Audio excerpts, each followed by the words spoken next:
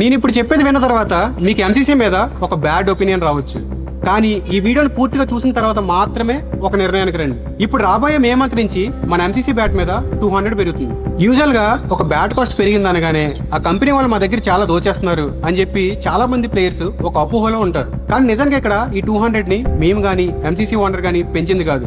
మనకి కాశ్మీర్ నుంచి ఎవరైతే రా మెటీరియల్ పంపిస్తారో వాళ్ళు పెంచింది. ఇక్కడ మనం A+ రేట్ కాశ్మీర్ వీళ్ళతో బ్యాట్ ని రెడీ చేసి దాన్ని ఒక 3000 లో మీకు ప్రొవైడ్ చేస్తూ ఉన్నాం. నిజానికి ఎంతకంటే ప్రీమియం వుడ్ మార్కెట్ లోకి ఇంకా రాలేదు. కానీ ఇక్కడ కొంతమంది బ్యాట్ మ్యానుఫ్యాక్చరర్స్ సేమ్ వుడ్ తో బ్యాట్ ని రెడీ చేసి దాన్ని 5000 కి 7000 కి సేల్ చేస్తూ ఉన్నారు. మీరు ఇక్కడ అబ్జర్వ్ చేస్తే ఒక బ్యాట్ మీద వాళ్ళకి 3000 నుంచి 4000 వరకు ప్రాఫిట్ వస్తుంది.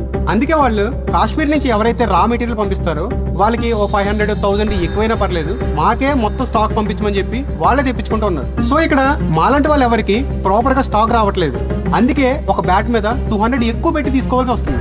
అలాగే ఇక్కడ ఎక్కువ బడ్జెట్ పెట్టి బ్యాట్స్ తీసుకునే ప్లేయర్స్ కూడా ఒకసారి ఆలోచించండి.